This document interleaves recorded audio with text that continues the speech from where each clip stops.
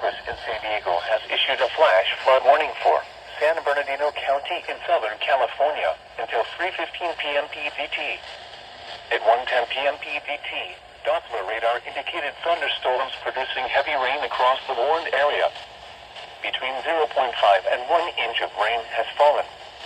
The expected rainfall rate is 0.75 to 1.25 inches in 1 hour. Additional rainfall amounts of 0.5 to 1.5 inches are possible in the warned area. Flash flooding is ongoing or expected to begin shortly. Hazard: life-threatening flash flooding. Thunderstorms producing flash flooding. Source: radar. Impact: life-threatening flash flooding of creeks and streams, urban areas, highways, streets, and underpasses.